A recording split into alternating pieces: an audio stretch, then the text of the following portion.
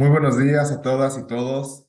Yo soy Héctor Zavala, soy su director de la sede de la UNAM en Boston y a nombre de nuestro director, el doctor Javier Laguna, les damos la más cordial bienvenida a esta nueva edición de nuestra serie de conversatorios en las humanidades, dirigida por nuestra colega Mariana Imas. El seminario del día de hoy lleva por título Ciencia, Ingeniería y Humanidades para el Bien Social, Soberanía Alimentaria.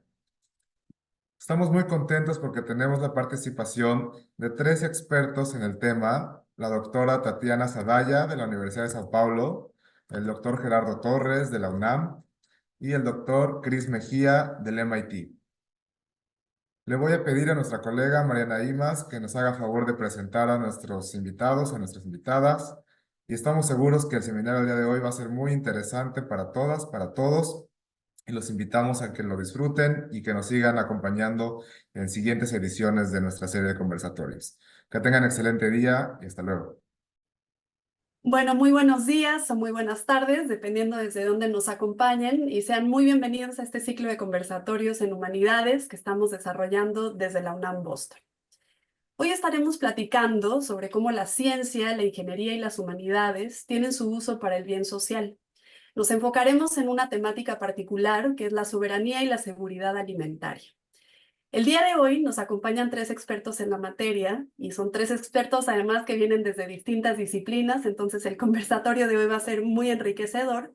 Y es un gusto tener hoy aquí a Chris Mejía, a Gerardo Torres y a Tatiana Zadaya. Déjenme presentar a nuestros ponentes con un poquito más de detalle. Christopher Mejía es investigador del Centro de Transporte y Logística del MIT y director de la red MIT Supply Chain and Global Logistics as Excellence para América Latina. Su investigación se centra en operaciones minoristas y cadenas de suministro de alimentos, desde las que busca mejorar la eficiencia y la flexibilidad de las operaciones. Chris se ha concentrado en diseñar estrategias para abordar y reducir problemas socioeconómicos y de salud relacionados con los ingresos, disparidad, rezago social, desnutrición alimentaria y desperdicio de alimentos, proponiendo políticas sostenibles y modelos de negocio para ayudar a segmentos poblacionales vulnerables. Chris, muchas gracias por estar aquí el día de hoy. Muchas gracias por la invitación, Mariana. Un placer. El doctor Gerardo Torres es director del Centro de Investigación sobre América Latina y el Caribe de la UNAM, y de sus últimas contribuciones me gustaría destacar su capítulo Seguridad y Soberanía Alimentarias, Éticas y Alternativas Locales, publicado en el libro colectivo Inseguridad Alimentaria y Políticas de Alivio a la Pobreza, una visión multidisciplinaria, publicado por la UNAM en 2019.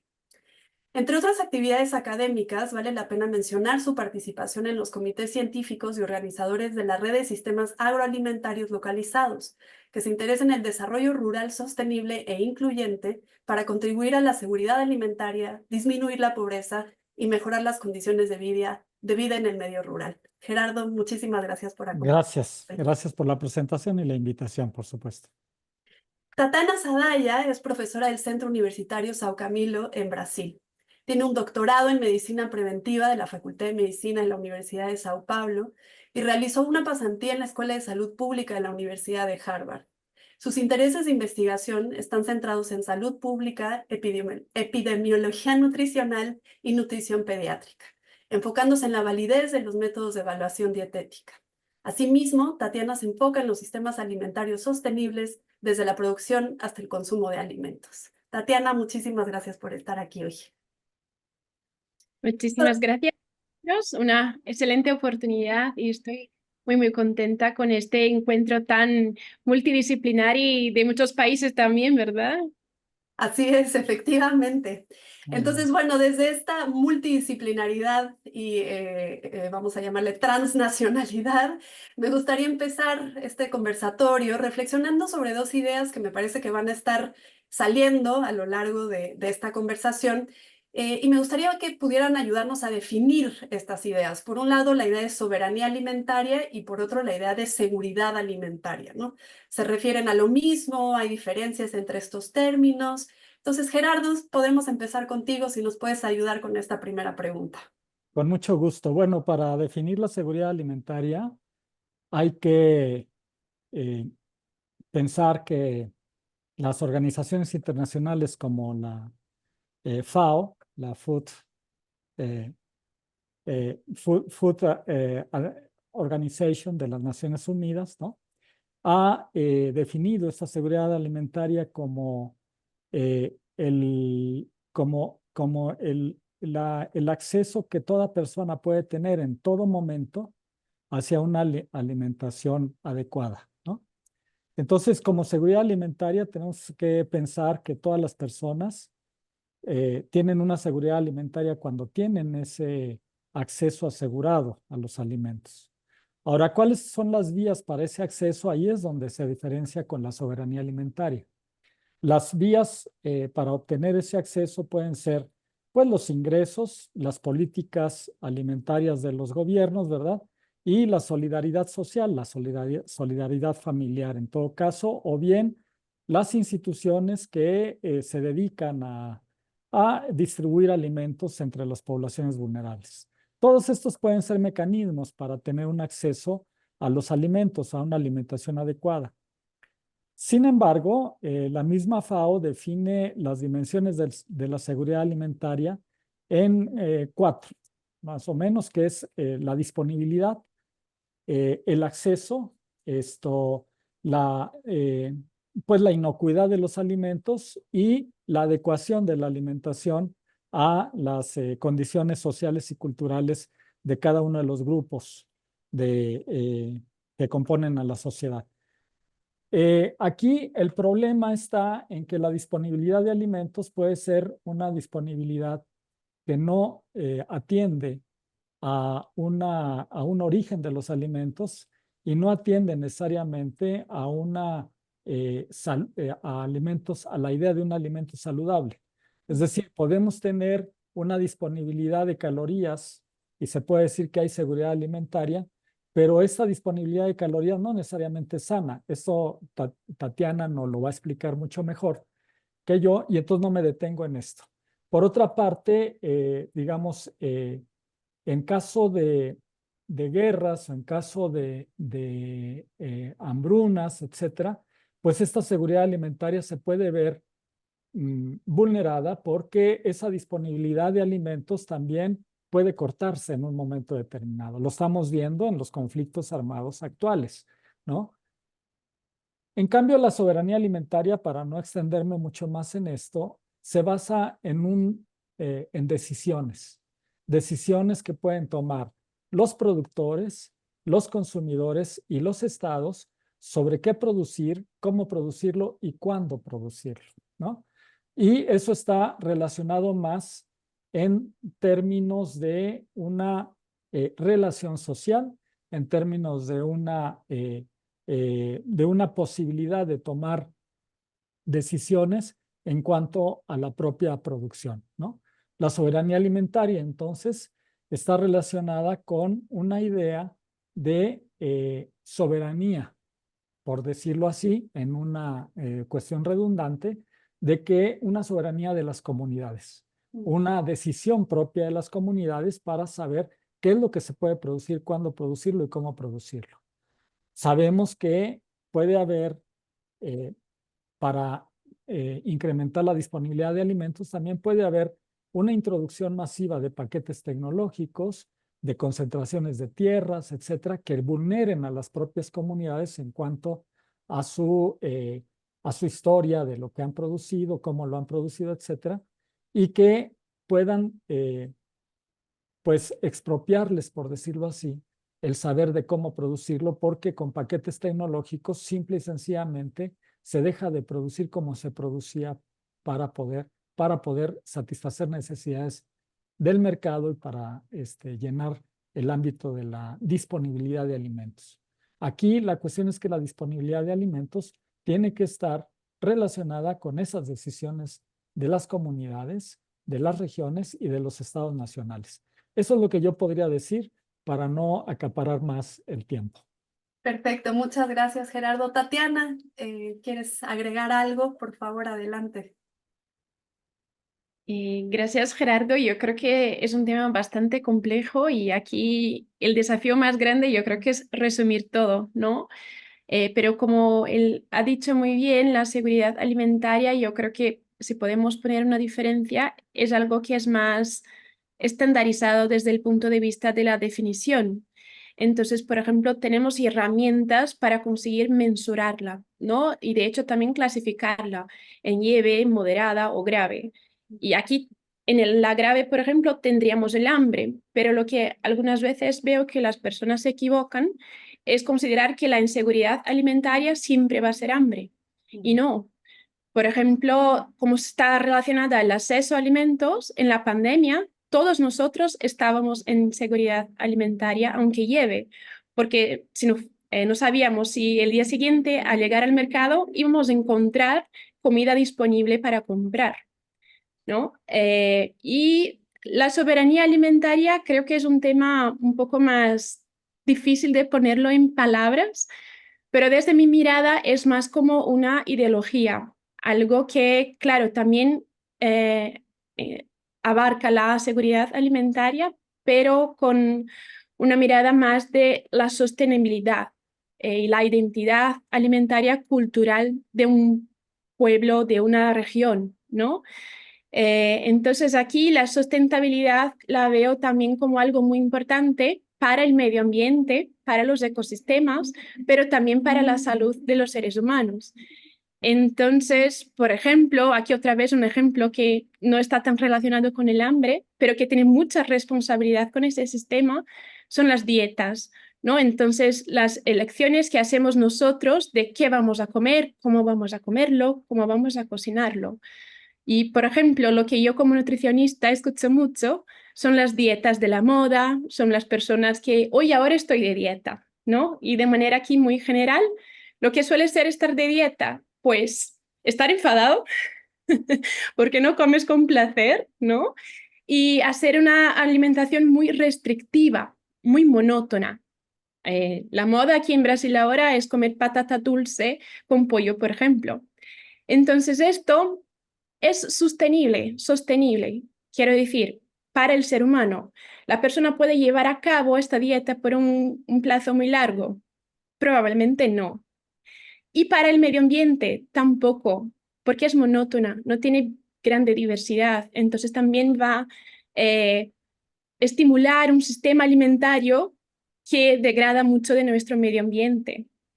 No sé, creo que esta era un poco dos ejemplos que quería traer más del punto de vista de salud, de nutrición, tal vez un poco más diferentes del hambre, que es lo que más escuchamos cuando hablamos de estos temas, pero por poner ideas que también impactan un montón en los sistemas alimentarios y es que están muy relacionados a nuestro día a día, a lo que comemos y que quien tiene esta opción muchas veces come muchas veces al día y que estimula un sistema alimentario cada vez más insostenible y que afortunadamente fomenta mucha inseguridad alimentaria en todo el mundo.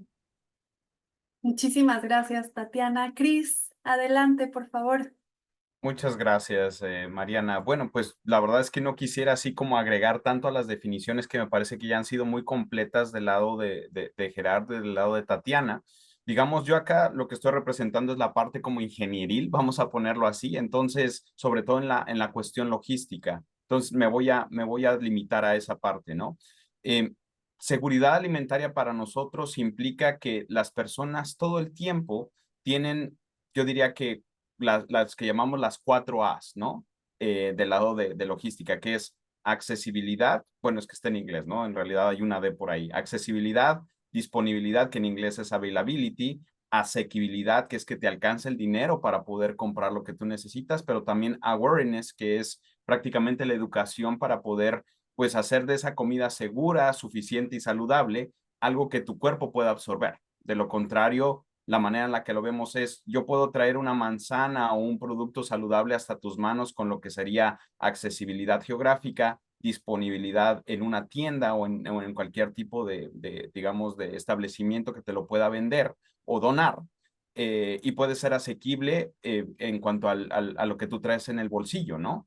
Con esto, tú garantizas que una persona lo puede comprar, pero si su cultura, si la parte relacionada con su educación no hace que esa manzana o esa fruta, ese vegetal o esa comida se ingiera, pues todo el sistema falló.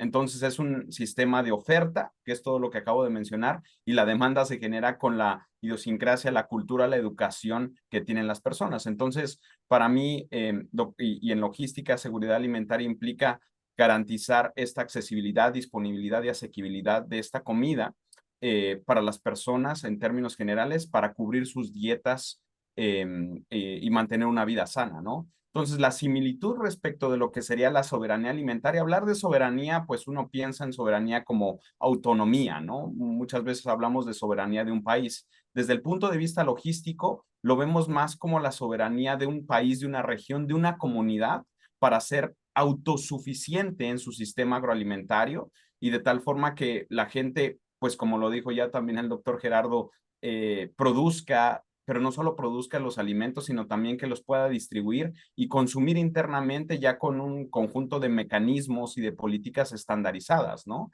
Entonces, al final de cuentas, lo que se busca es garantizar que cualquiera de estas personas, y esa es la similitud respecto de la seguridad alimentaria, tenga como ese derecho individual a comida saludable y que además agrego ahí la parte social que también mis dos colegas mencionaron, que es culturalmente apropiada, ¿no? Digamos, solamente voy a poner un solo ejemplo por temas de tiempo. Muchos de los proyectos que hemos hecho, por ejemplo, en comunidades étnicas, y Tatiana también les puede contar esto desde su propia perspectiva, voy a hablar de India, ¿no? India es un país muy, pero muy multicultural. Tiene muchas religiones, tiene muchos sincretismos y muchas ideas interesantes, ¿no?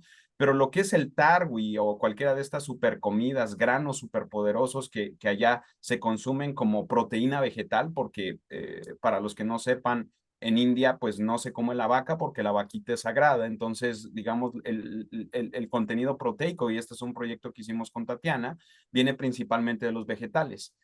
Es increíble ver que en un municipio que está junto a otro, muchas veces el mismo grano, el mismo, digamos, cereal, no se consume y lo están produciendo al mismo tiempo. Entonces, yo creo que ahí se vuelve un tema de retos también que seguramente hablaremos a continuación, pero es un tema de que hay que entender la cultura del municipio o de la comunidad que está ahí y por qué esto, a pesar de que sea muy nutritivo, no se va a ingerir, ¿no? Entonces, ¿qué hacemos con esta comida que es completamente, digamos, lista para el consumo y nadie más está consumiendo? Entonces, son cosas que con la logística, al momento de mover las cosas de un punto al otro, al manejarlo, tú puedes volver disponible para otra comunidad que sí lo va a consumir y de esa manera evitar el desperdicio, ¿no? Entonces, digamos que esas serían como las definiciones y la conexión que yo veo del punto de vista logístico, ¿no? Muchísimas gracias, Cris. Y déjenme adentrarme un poquito más en esto que todos han de alguna forma tocado, ¿no? Que es un poco cómo garantizar la seguridad alimentaria, ¿no? A través de programas gubernamentales, a través de la educación, a través del enfoque en lo local, ¿no? Que ahorita también hablaremos un poquito más de eso. Pero creo que, digo, hemos escuchado recientemente, bueno, que una de las utopías más grandes, ¿no? Es precisamente ponerle fin al hambre, ¿no? Mundial y poder garantizar precisamente la seguridad alimentaria. Entonces, bueno, en este, digamos, sueño se entremezclan dimensiones, como ya decía, ¿no? De carácter social, pero también de carácter científico, de carácter tecnológico, de carácter nutricional, sin lugar a dudas. Entonces, quería ver si nos pudieran hablar un poquito más de alguno de los retos en estos campos, ¿no? En el campo nutricional, científico, tecnológico, humano, social, sobre todo en los países donde ustedes desarrollan su propia investigación. Entonces, Tatiana, si quieres, ahora empezamos contigo. Por favor, adelante. Gracias, Mariana. Aquí yo creo que estos retos son uno de los principales desafíos de nuestra era, ¿no? Los cambios climáticos y las pandemias de obesidad y desnutrición amenazan la seguridad alimentaria de la mayoría de la población mundial. Y combinadas, las complejas interacciones entre estas crisis generan lo que llamamos desendemia global, es decir, la coexistencia de la obesidad con desnutrición y cambios climáticos, ¿no? Entonces eso nos pone ahí la urgente necesidad de reformular nuestros sistemas alimentarios desde la producción en la agricultura, el transporte, el diseño urbano, el uso de la tierra, fomentar los pequeños circuitos de alimentos la agricultura familiar, ¿no? Esto es un poco un resumen de lo que hemos intentado hacer con Chris. Yo creo que es connecting the dots, juntar los dos puntos de la cadena, él especialmente con la producción, transporte y distribución de estos alimentos, y yo con la parte desde la educación alimentar y nutricional, las maneras de cocinar, las maneras de consumir, cómo combinar estos alimentos para que sean más nutritivos. Aquí mi trabajo también viene mucho con esta intención del resgate transcultural de lo que ya comemos, de lo que ya es culturalmente acepto en esta región. Por ejemplo, Brasil también es muy grande, entonces no se puede comer lo mismo en el sur que el norte. Se come, claro que se come. Ahora en São Paulo, por ejemplo, comemos de todo el mundo, ¿no? Pero ¿es esto sostenible? ¿No? Y claro que no, porque es lo que vemos cada vez más, obesidad, y esta obesidad viene con mucha desnutrición. Esto es un punto que muchas veces parece incoherente, pero es muy común. Tenemos la obesidad, la diabetes, la hipertensión, cada vez más común, cada vez más temprana. Yo miro niños pequeños ya con una resistencia insulínica. Esto me parece terrible. Cómo que con tan poca edad este niño ha consumido tanto azúcar a punto de llegar a casi estar con diabetes o con una hipertensión, ¿no? Tiene la edad como un factor protector para efectos más severos, pero todavía ya presenta estos señales, y también tiene deficiencia de hierro, tiene anemia, tiene deficiencia de vitaminas y minerales importantes. Entonces tiene una dieta muy calórica que está excesiva por montones de cosas y también está insuficiente en otros lados. O sea que tenemos dos problemas juntos, y a la vez estas personas están en un mundo cada vez más enfermo, porque la producción de alimentos que así se fomenta también quita mucho de los nutrientes de nuestra tierra, ¿no? Entonces creo que son desafíos muy complejos, especialmente en las poblaciones más vulnerables, en los indígenas, que a mí me gustan mucho, los pueblos rurales, las comunidades periféricas. Con Chris también hemos hecho otros proyectos, uno de hecho aquí en São Paulo, que ha sido mi postdoc en la periferia de São Paulo, en un colegio. Entonces, lo que hemos hecho es conectar un pequeño productor agrícola de productos orgánicos con las familias, usando la escuela como un puente y un trabajo de educación alimentaria y nutricional. Fue muy bonito, pero todavía está así llena de desafíos, que aquí yo creo que solo con muchas fuerzas y con muchas asignaturas, disciplinas diferentes trabajando en conjunto, quizá un día podemos lograrlo. Entonces, otra vez más, os agradezco mucho por esta oportunidad, porque tener personas de miradas tan diferentes, al menos desde mi punto, es la solución más importante, porque es un problema que necesita estos ojos tan diversos. Muchísimas gracias, Tatiana. Cris, por favor, adelante. Gracias, Mariana. Bueno, pues yo quisiera capitalizar en varios de los puntos que mencionó, de hecho, Tatiana. De hecho, yo recuerdo muchísimo que una de las primeras cosas, y esta es la importancia de estar acá reunidos, ¿no? Una de las cosas que ella me borró y me cambió por completo el chip cuando hablábamos precisamente de nutrición y de realmente de alimentos nutritivos y de combatir lo que es la inseguridad alimentaria, ella me decía, bueno, para ti como un logístico, como un ingeniero, digamos, el proceso termina cuando tú entregas el producto en las manos de una persona, ¿no? Y tú ya lo consideras eso como pues como que ya se consumió el producto. Incluso tú le llamas consumo, pero en realidad eso es una compra para mí. La compra no garantiza que yo me lo voy a llevar a la boca. Entonces, digamos que estas pequeñas brechas que existen entre las disciplinas, yo creo que es una buena manera de empezarlas a cerrar, y es por eso que quiero empezar con esto. Esto es un reto en este momento para que yo quisiera plantear, no solo a nivel académico entre docentes e investigadores, sino yo creo que también eso pasa mucho a nivel industrial y a nivel de política pública, me atrevo a decir, porque estos pequeños cambios y brechas que existen en las definiciones hacen que asumamos muchas cosas, ¿no? Y el hecho de tener espacios en los que puedes entender el punto de vista desde diferentes ángulos para el mismo problema, de hecho enriquece la manera en la que los mismos datos que se están recolectando puedan ser tratados e incluso estudiados. Entonces ese es el primer reto que yo me gustaría plantear aquí, porque además es un reto que al menos a mí me ha generado mucha satisfacción, porque es como seguir aprendiendo, ¿no? De hecho, para mí esto es algo increíble.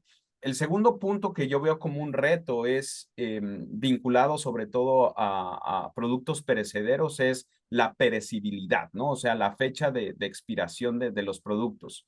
Eso, como lo mencioné en un inicio, lo que es nosotros como logísticos o como ingenieros, nuestra labor es garantizar que el producto que entra aquí o que se cosechó pueda llegar hasta las manos del otro lado de la persona que lo va a consumir. E incluso en ocasiones, si no se consumió ahí, ¿cómo lo podemos reinsertar en esta cadena de suministro en los bancos de alimentos para que sea procesado, donado, etcétera? Pero esto tiene tiempos en medio, ¿no? Entonces, literalmente la perecibilidad para mí es como una carrera contra el tiempo en el que tú tienes que buscar continuamente, ok, ¿en qué momento tengo que desviar esta manzanita o esta pera o este espárrago que tengo en mis manos? O hablemos de cosas que de hecho expiran más rápido, como los plátanos, ¿no? Los plátanos, hay hasta muchos memes que dicen, lo compré hoy en la tarde y está café, ¿no? Entonces, ¿cómo podemos garantizar que la humedad, la cadena de frío, que es, digamos, el control de la temperatura, o incluso,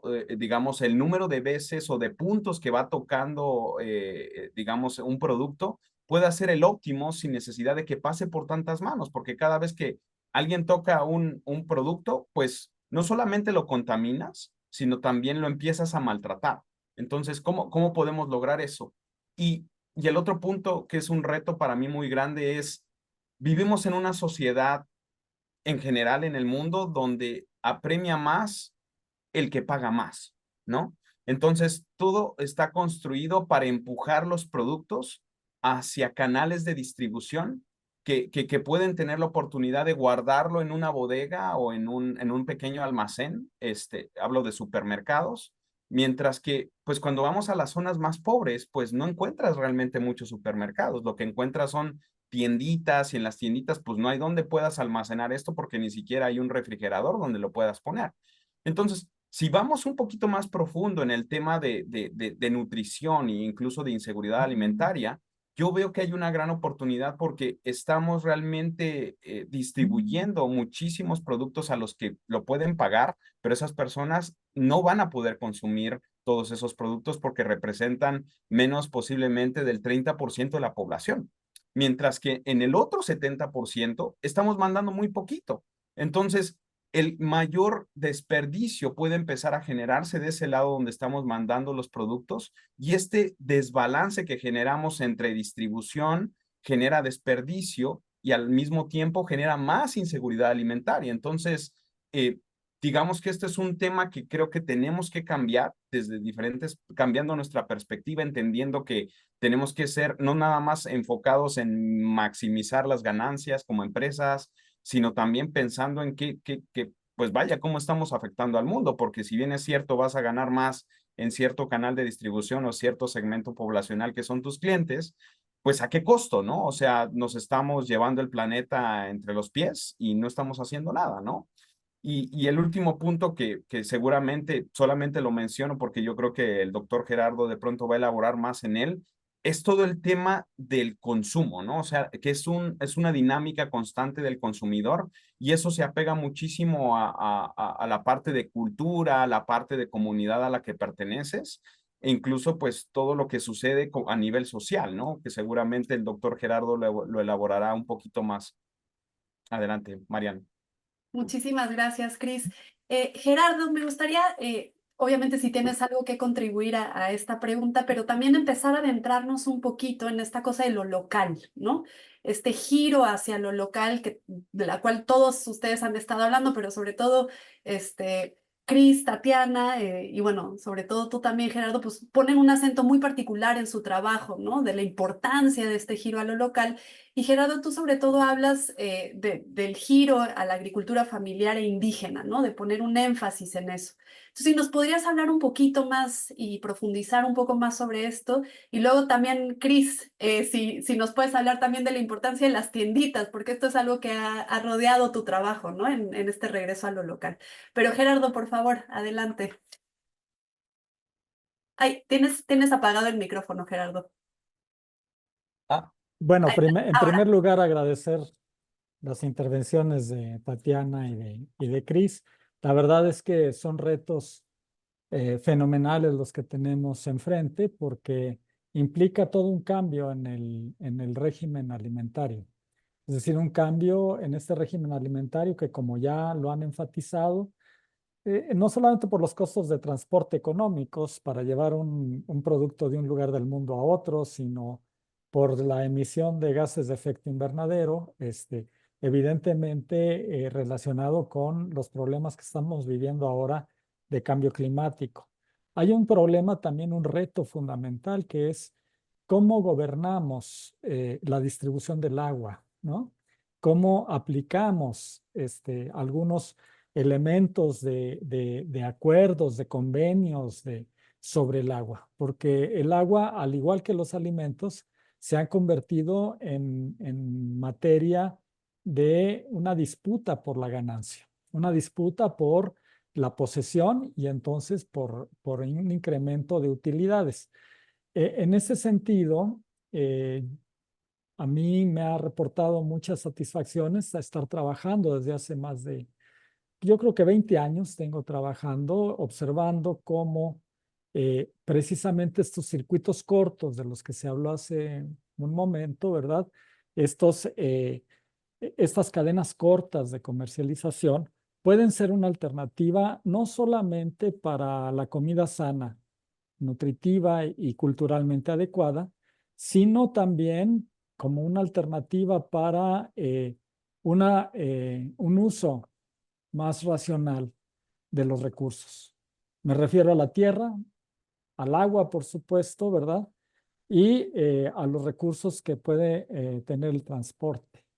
Entonces, la idea de un desarrollo local tiene que ver con estas economías integradas, circulares, en las cuales productores y consumidores tratan de entrar en contacto directo, no a través de los intermediarios o no a través de cadenas largas de intermediación que pues van a producir, digamos, satisfactores para ese 30% del que hablaba Cris, ¿verdad? Y probablemente menos del 30%. Pero van a provocar problemas de seguridad alimentaria para el otro 70-80%. Entonces, la recuperación de de estas posibilidades desde lo local es muy importante porque implica un cambio de paradigma alimentario. Pero el cambio de paradigma alimentario no solamente porque sea local. El cambio de paradigma alimentario es porque tanto el productor como el consumidor debe saber que lo que está consumiendo no es una mercancía en sentido estricto, sino que detrás de ese alimento hay una serie de relaciones sociales, hay una serie de símbolos, hay una serie pues de tradiciones y de formas de saber hacer y de consumir que están presentes y que eso le da una satisfacción al consumidor. Y dentro de esas formas del saber hacer y el consumir, lo importante de lo local no es lo local en sí mismo, sino que estamos ayudando al mundo, a la naturaleza, a preservar la biodiversidad que existe alrededor de nuestras ciudades y que está muy claramente identificada con zonas rurales. Las zonas rurales que han sido vistas en América Latina como zonas de atraso, como zonas de personas ignorantes, etcétera, etcétera, son en realidad ahora esas zonas donde podemos encontrar la conservación del patrimonio biocultural, biológico y cultural, pero además también son zonas de constante innovación gastronómica que luego nos llegan a las ciudades, ¿no?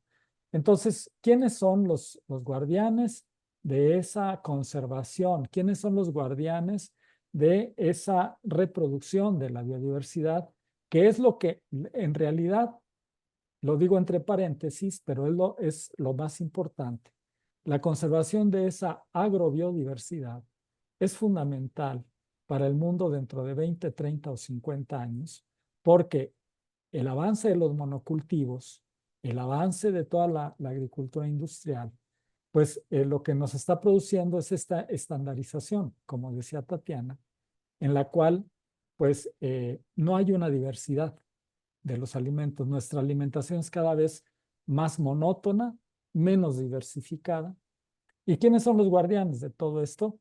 Pues son fundamentalmente las zonas indígenas que han logrado conservar a partir de cientos de años sus semillas, ¿no? Semillas nativas se les llama ahora, pero también sus plantas, sus animales, ¿no? Razas específicas de animales que han servido para la alimentación.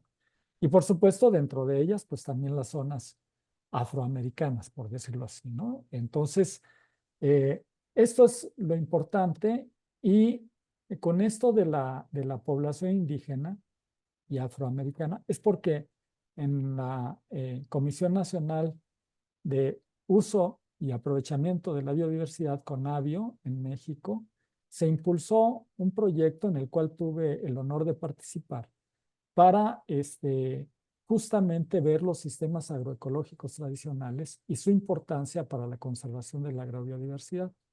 Pero también en ese sentido yo participé en el diseño de procesos de comercialización para estas pequeñas zonas indígenas, bueno, ni tan pequeñas, para estas zonas indígenas, con estos sistemas agroecológicos tradicionales que pudiesen tener un estímulo al ofertar los excedentes, no su propia producción, es decir, asegurando ahora sí la alimentación, pero con sus excedentes distribuyéndolos en mercados locales con marcas y etiquetas específicos que garantizan que son productos amigables con la biodiversidad. Y entonces esto fue un proyecto muy importante que me reportó muchas satisfacciones, sobre todo porque colaboré con biólogos, con nutricionistas, con ingenieros, ¿verdad?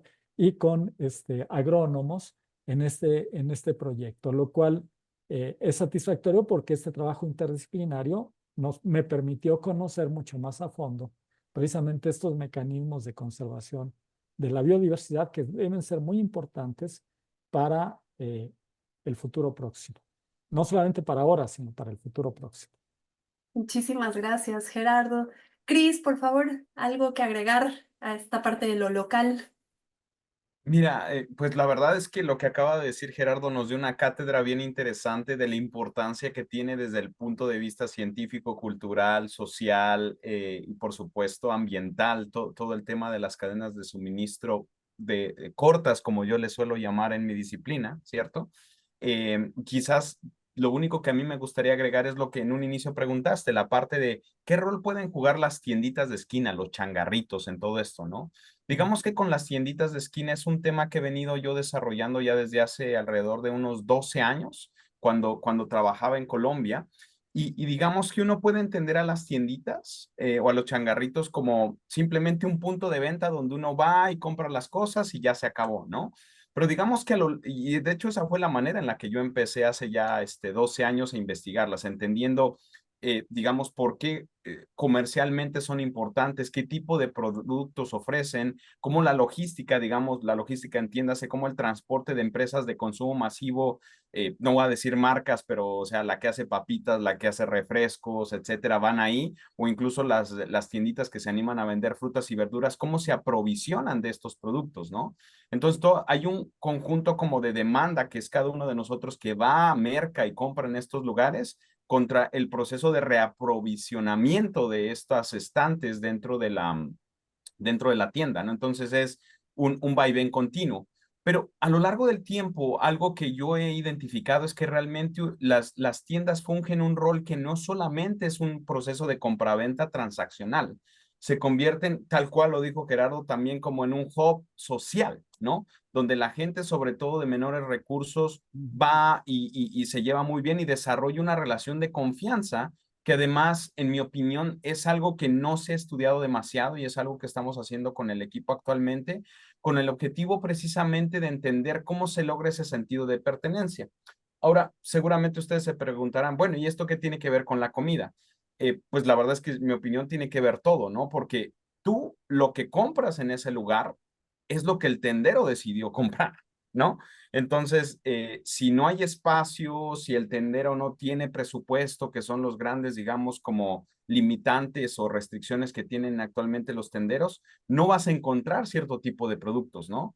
Lo que es incluso peor, y es lo que a mí me entristece bastante, es de que si nosotros como mexicanos, por supuesto, habrá muchas otras nacionalidades que verán, escucharán esto, en México uno puede contar con los dedos de las dos manos los proveedores principales de una tiendita de esquina o de barrio, ¿cierto? Y la mayor parte son cervezas, refrescos, papitas, golosinas, chocolates, galletas, etcétera. Pero ¿cuántas veces encontramos frutas, verduras o productos que tengan un valor nutricional positivo, contenido nutricional que realmente nos apoye? No estoy hablando de los carbohidratos, no estoy hablando de calorías, estoy hablando de algo que contribuya más que eso, ¿no? Pues muy pocas veces, ¿no? Entonces me he clavado mucho en entender por qué. Y es que si nos ponemos en los zapatos de un tendero, miren que hace mucho sentido, porque tú le vas a invertir tiempo a algo que requiere que le pongas atención, que se te echa a perder, y por lo cual a veces vas a perder dinero. Cierto que es muy difícil, sobre todo si este es digamos, tu medio de sustento. Entonces, digamos que la lógica de por qué los tenderos son más aversos al riesgo de vender estos productos hace sentido.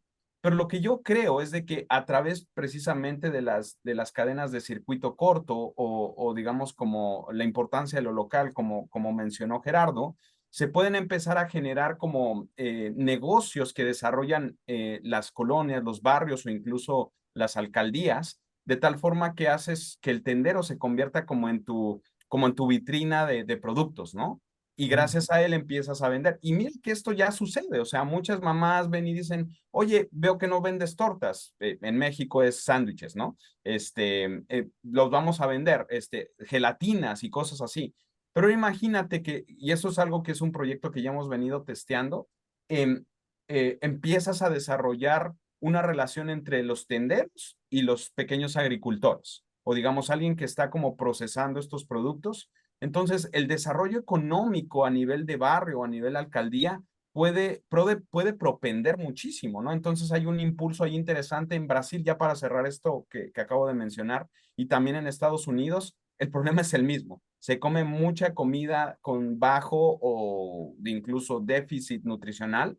Y lo que hemos dicho es, ok, ¿cómo podemos lograr que los tenderos y los pequeños agricultores o pequeños productores se alien, ¿no? Entonces, lo que hemos hecho es crear un mecanismo de intervención a través del cual es parecido a lo que son los mercados campesinos, pero en vez de tener que poner el mercado sobre ruedas o la feria, como se le llama en algunos países, lo que hacemos es llevar estos productos directamente a la tienda. Ojo, el tendero no los va a comprar porque pues para eso hay otro modelo de negocios en el que va a la central de abastos o al mercado mayorista, como se le llama en otros países, y esta persona compraría y vendería esos productos. No, el negocio más bien se va a armar una canastita de frutas, verduras y de otros productos que en el tendero se va a ofrecer, ¿ok?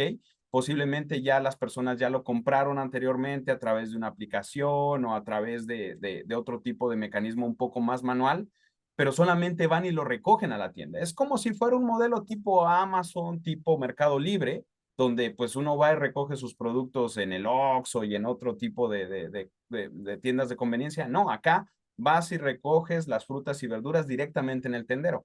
Porque esto le convendría a un tendero. De entrada, él sabe que lo que está ahí, él no se le va a echar a perder. ¿Ok? Y si se le echa a perder, pues eso ya depende de la empresa, el startup o digamos el orquestador de este esfuerzo, conectando a los pequeños agricultores con los tenderos. Pero además, lo que genera este negocio es venta cruzada. Si yo voy y compro o recojo mi canasta de frutas, verduras, pues me hará falta cerillos, me harán falta sal, me hará falta aceite. Entonces, todas estas cosas son las que yo creo que pueden ayudar al tendero a empezar a cambiar esto y ayudarnos un poco, preparar a los tenderos en convertirse en agentes de prevención para pues cambiar un poco esa situación en las que estamos, digamos, sumidos, ¿no?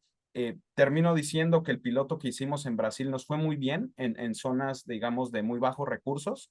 El reto, por supuesto, siempre es la recompra cuando trabajas este tipo de proyectos, pero hay una gran oportunidad ahí de manejar esto. El reto siguiente es cómo vuelves esto sostenible a largo plazo, sin que haya subsidios, ¿no? Y es un tema cultural, ¿sí?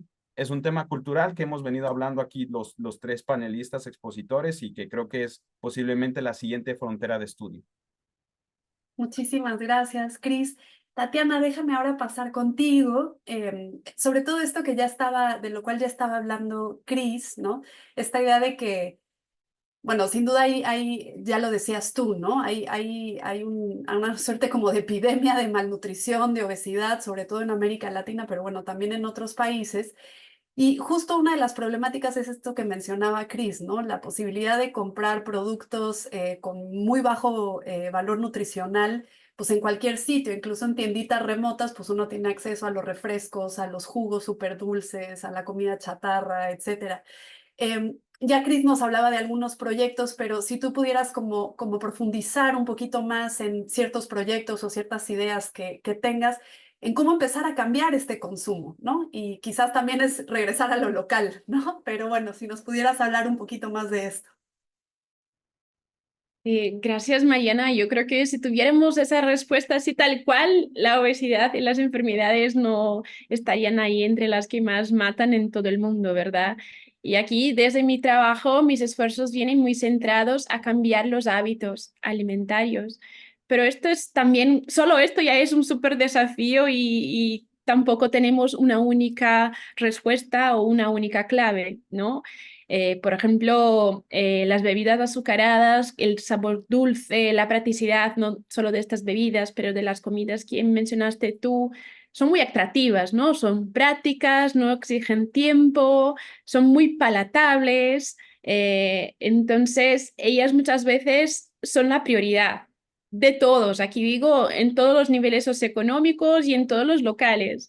A mí también me encanta la población indígena, entonces, por ejemplo, estuve ahí en algunas comunidades, de hecho, hasta en Colombia, y me sorprendió mucho que en los sitios más lejanos todavía teníamos mucho más estos alimentos y cuando miraba un árbol tenía ahí los frutos para los pájaros, para los animales, porque las personas no querían comérselo. Entonces, ¿por qué? Pues ahí es donde vamos, ¿no? Y esto es lo que me motiva a seguir estudiando y ser profesora, porque siempre digo a mis estudiantes, mira, quiero todas estas miradas para ayudarnos a buscar soluciones creativas, porque creo que necesitamos mucha ayuda, mucho esfuerzo, mucho trabajo en equipo en este sentido.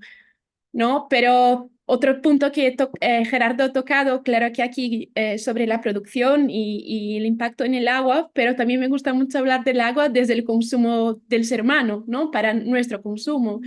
Entonces, por ejemplo, las bebidas azucaradas al final quitan mucho el consumo de agua y mis esfuerzos también como nutricionista son como, venga, vamos a tomar más agua, ¿no? Me da igual cuánto de bebida azucarada tomes tú, pero si tomas un poquitín más de agua, ahí ya tenemos un pequeño cambio. Entonces, un poco de lo que creo yo es tener esta mirada más positiva, más inclusiva de la alimentación. Puedes comer estas comidas, puedes beber estas bebidas, pero ¿por qué también no centrarnos un poco más en las cosas que debes consumir un poquito más? Un poquito más del agua, un poquito más de frutas, un poquito más de vegetales, ¿no? Y ahí en la formación de estos hábitos me gusta mucho estudiar la pediatría y la formación de hábitos desde los niños, ¿no? Entonces tenemos ahí estudios que muestran que, por ejemplo, lo que una mamá consumía en su embarazo puede estar muy relacionado con las preferencias del niño. O sea, si una mamá consumía mucha bebida azucarada en su embarazo y cuando este niño es pequeño, especialmente antes de los 2 años de vida, si esta mamá o si este niño es ofertado una bebida azucarada, pues la probabilidad de que sea un adulto fascinado por estas bebidas y con mucha dificultad de tomar el agua es súper grande, ¿no? Entonces aquí yo creo que cuanto antes trabajemos con esta formación de hábitos de la mamá durante el embarazo y los primeros años de vida, mejor. Y hacer cambios pequeños, poco a poco. Con la dieta siempre es poco a poco. Entonces, una reducción gradual de las bebidas es más factible y más efectiva que suspenderlas abruptamente. Lo que suele sugerir, por ejemplo, es reemplazar estas bebidas poco a poco por el agua. Y puede ser, por ejemplo, el agua aromatizada con rodajas de limón, hierbabuena, clavo, canela, cáscara de otras frutas, ¿no? Puede ser el jugo, el agua de coco, infusiones, pero aquí no tienen que ser la prioridad.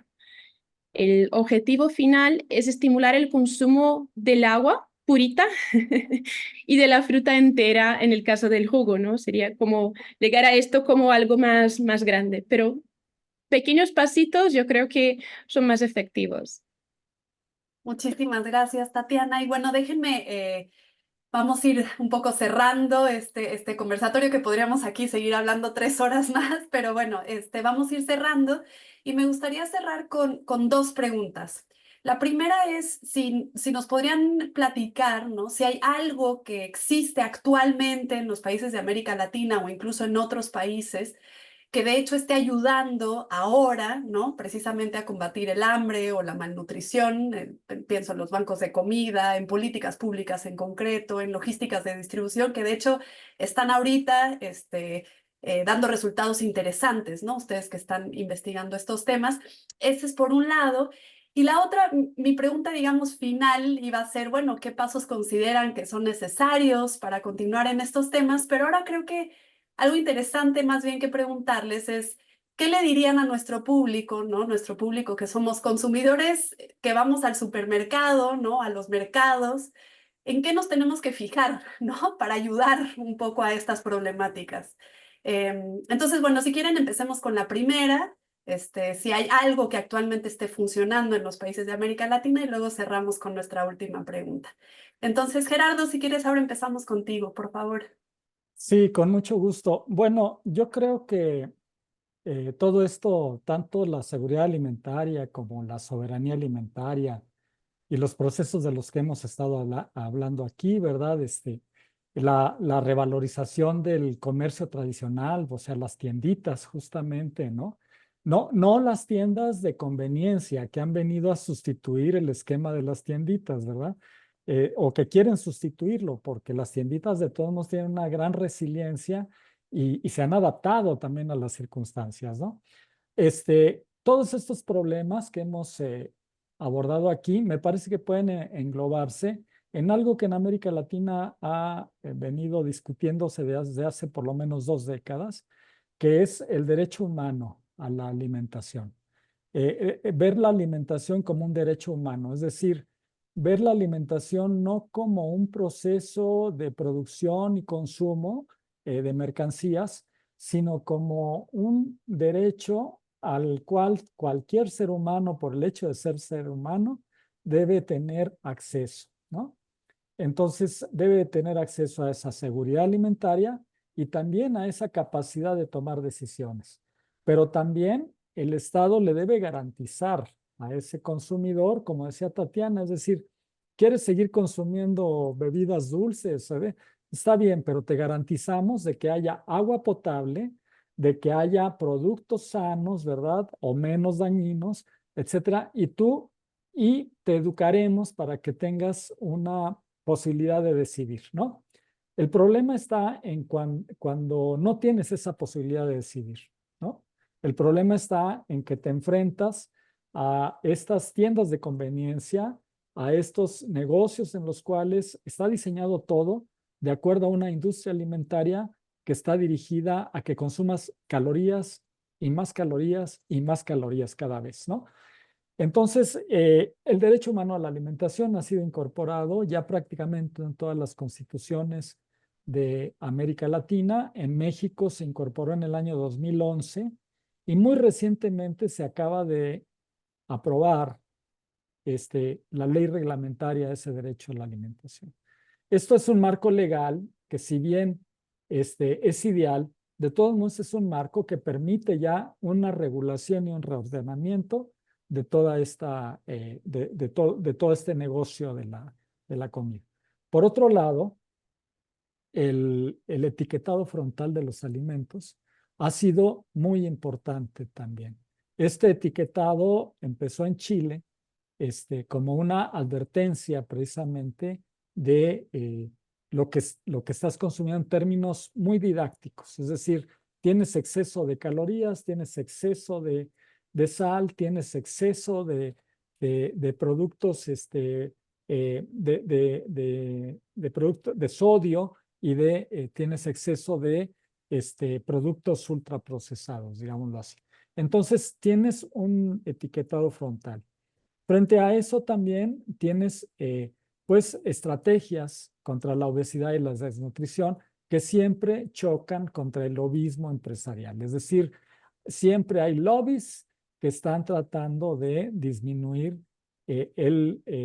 digamos, el efecto de las leyes, están tratando siempre de tamizarlo, de suavizarlo para justamente tratar de llegar a los niños como consumidores primarios y que son los consumidores que van a asegurar el esquema de negocios a 20 años, 30 años, ¿no? Entonces, sí se están haciendo cosas, pero también desde la sociedad civil se están haciendo también muchos esfuerzos. Ahí estamos hablando de las cadenas cortas y ahora que está hablando Cris de las tienditas de la esquina, yo estaba pensando en algunas experiencias que he visto de productos frescos con mercados cooperativos y con logísticas cooperativas también, ¿no? Es decir, para precisamente tratar de bajar la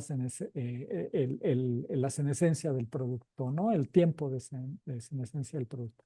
Entonces, desde la sociedad civil surgen también todos estos movimientos colectivos de ponerse en contacto directamente con los productores o bien de que haya intermediarios con esta capacidad, con esta ética, con esta responsabilidad social que puedan aportar elementos importantes para transformar este sistema alimentario. Hay muchas cuestiones más porque el derecho humano a la alimentación está entrelazado con muchos otros derechos, entre ellos el del agua, la energía, el medio ambiente sano, etcétera, etcétera, pero con el empleo digno también. Entonces, lo que hay que resaltar aquí es que se trata de un reto todavía formidable a abordar en las próximas décadas, en el sentido de ir transformando este patrón alimentario, este sistema alimentario para tener un sistema alimentario, digamos, menos dañino, tanto para el medio ambiente como para la sociedad y el cuerpo humano, pero también para tener una sociedad que esté basada en lo que dijo Cris, que me parece fundamental, en lazos de confianza, de solidaridad y de reciprocidad, en retornar a ese comercio, digamos, que refleje una economía sustantiva y no una economía mercantil a la cual estemos obedeciendo siempre. O sea, esa economía sustantiva es esta economía en la cual el ser humano es lo primero, ¿no? Bueno, yo ahí terminaría. Muchísimas gracias, Gerardo. Tatiana, por favor, adelante. Yo creo que tenemos muchas cosas para poner aquí, ¿no? Estaba aquí pensando, ¿qué hablo, qué no hablo? Porque igual dicen que soy una romántica, que siempre veo las cosas de una manera más optimista, pero creo que tenemos que hablar, que también hay esfuerzos muy, muy bonitos y muy importantes que se hacen, ¿no? Pero aquí un poco más centrado en mis temas de actuación, yo creo que puedo nombrar, por ejemplo, el Guía Alimentar para la Población Brasileña, que es un guía que ha sido bastante discutido y apoyado no solo en Brasil, pero en otros países también, que habla mucho de los hábitos alimentarios tradicionales y también no solo de la parte de cómo tenemos que consumir estos alimentos, pero habla un poco también de la producción, distribución, comercialización, un consumo más consciente, un sistema alimentario sostenible basado especialmente en un consumo de frutas y vegetales, ¿no? Y este es un poco bastante alineado con lo que me propongo hacer yo en mis trabajos. Y un programa que también entre muchos, pero que me gusta mucho hablar de él, que es el PNAE, el Programa Nacional de Alimentación Escolar que tenemos, que ofrece alimentación escolar y acciones de educación alimentaria y nutricional a estudiantes de todas las etapas de la educación básica pública aquí en Brasil. De hecho, también para las escuelas para jóvenes y adultos. Entonces, tiene muchos programas y tiene también este estímulo muy grande a la agricultura familiar. Entonces, que de esta alimentación ofrecida en las escuelas, que buena parte de estos productos vengan de productores locales. Yo creo que este es un programa muy importante y que todavía también tiene muchos desafíos para ponérselo en práctica porque tenemos estos alimentos ahí bonitos ofrecidos dentro de las escuelas, pero el consumo todavía no está como nos gustaría, pero son acciones muy importantes y que veo como algo que tenemos que valorar cada vez más. Muchísimas gracias, Tatiana. Cris, por favor, adelante. Gracias, Mariana. Pues la verdad es que también, o sea, estoy de acuerdo con lo que han venido diciendo Gerardo y Tatiana. Creo que han cubierto muchas de las cosas que ya yo tenía en mente, pero quizás voy a mencionar rápidamente tres de una manera muy precisa. Ya lo había mencionado antes, mecanismos de intervención. Yo creo que eso es algo que se ha venido haciendo muy bien. Cada vez más economistas, logísticos, digamos, equipos multidisciplinarios o interdisciplinarios empiezan a trabajar en cómo encontrar la fórmula correcta para cambiar, digamos, la cultura, no la cultura, vaya, pero digamos, la manera en la que uno percibe estas dietas y cómo debería de llevarlas, cómo cambiar un poquito en beneficio del planeta y de nosotros mismos lo que vamos a llevarnos a la boca. Yo creo que eso es muy positivo. Pues también aprovechando una de las últimas preguntas que hiciste, o sea, ¿qué podríamos hacer, no? Voy a mencionar eso también cada que menciono algo, y yo creo que desde casa tenemos que dar una educación, pero es una educación de qué debes de alimentarte y cómo es muy difícil, sobre todo para los que nos toque hacer como esta transición, ¿no? Pero es como la educación sexual. Yo creo que también debería de haber una educación nutricional que muchas veces se toma un poco a la ligera en los países latinoamericanos porque todo el mundo come, pero qué mal comemos a veces, ¿no? Entonces yo creo que es importante que desarrollemos esto desde casa y que inculquemos a nuestros pequeños y pequeñas a probar cosas diferentes. Ya no vamos a obligar a que se coman que las espinacas y eso, tal vez no, pero sí es importante que tengan como un barrido, digamos, de diferentes productos y al menos enseñarles, pues, cómo armar un platito de comida, ¿no? O sea, esto es lo que deberías de estar comiendo, pues, para que te mantengas bien, haz este ejercicio. Yo creo que eso se tendría que hacer en casa y es un mecanismo de intervención temprano, ¿no? Como Tati lo desarrolla en sus investigaciones, pero que lo podemos hacer desde casa, ¿no? Punto número dos, yo creo que el tema tecnológico que no profundizamos mucho acá es algo que cada vez se está teniendo más, pero se ha enfocado mucho en sistemas agroalimentarios para generar como esta visibilidad o trazabilidad de los productos.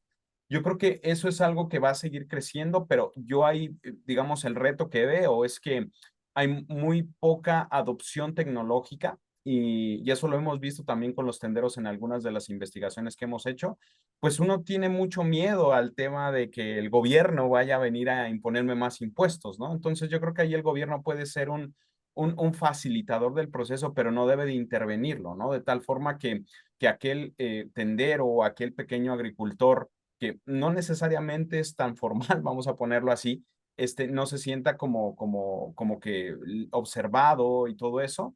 Y yo creo que hay un conjunto de aspectos también de borrar estas barreras de acceso a tecnología. Los costos del Internet en muchos lados son muy altos, de dispositivos, etcétera, o incluso en algunas zonas de cualquier país hay lo que yo llamo como puntos ciegos, ¿no? O sea, no hay cobertura. Entonces hay que pensar muy bien en eso.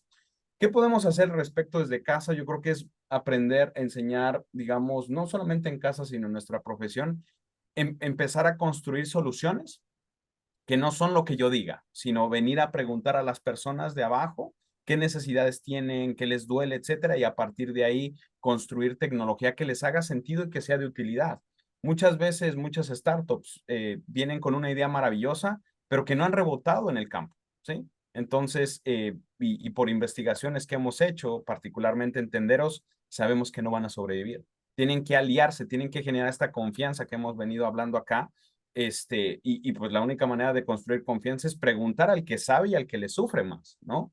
El otro punto es generar los esquemas colaborativos, que también Gerardo les llamó de otra manera, no me acuerdo exactamente cómo, pero estos esquemas, digamos, colaborativos con el objetivo de incluir incluso economía circular. De hecho, hoy en día las buenas prácticas han sido mucho en economía circular para mejorar el uso de los recursos, ¿sí? El agua, las semillas, y por supuesto también si el producto ya está ahí, la fruta, es ¿en qué momento yo, y esto surgió mucho de la pandemia, en qué momento yo digo, oye, sé que este tomate no va a llegar, lo voy a pasar por una instalación de clasificación o lo voy a cocinar para extender su vida útil o lo voy a congelar? O sea, algo se le tiene que hacer. Eh, pero pensando en la parte de desnutrición y todo eso tenemos que encontrar maneras en que no solo el banco de alimentos es el que se encarga de traer nutrición a las personas más vulnerables. Yo creo que esta es una responsabilidad de todos, ¿no? Y yo creo que hay por ahí algunos esquemas muy bonitos que uno puede pensar y que se hacen mucho en países desarrollados, como pues si yo tengo un árbol de manzanas y se están pudriendo ahí, no las uso. Tati me contaba que en algunas de las poblaciones que ella visitó, incluso etnias, pues estaba ahí el árbol de guayabas y pudriéndose, ¿cierto, Tati? Y preferían ir al pueblo para comprar las cosas, ¿no? A una tienda y llenarse de productos de bajo contenido nutricional. Lo mismo nos pasa. ¿Qué podríamos hacer nosotros? Pues vaya, colgamos las manzanas en una bolsita, las ponemos ahí, etcétera. Yo creo que es un tema de trueque también, como lo hablaba Gerardo. Y vaya, o sea, ya para cerrar, es un tema también de consumo responsable, ¿no? Para permitir, pues, que pues, este planeta nos alcance y que dure mucho. Entonces, esa sería la parte que me gustaría meter ahí. Bueno, Cris, gracias, Gerardo, Tatiana, les quiero agradecer muchísimo por tomarse este tiempo para platicar con nosotros y compartir su conocimiento. Estuvo maravillosa esta plática, súper enriquecedora y espero verlos muy pronto por acá. Muchas gracias. Gracias, Mariana. Un placer, Gerardo y Tati. Muchas gracias, un placer. Muchísimas gracias a todos. Espero que todos tomen un vaso de agua después de eso. Exacto.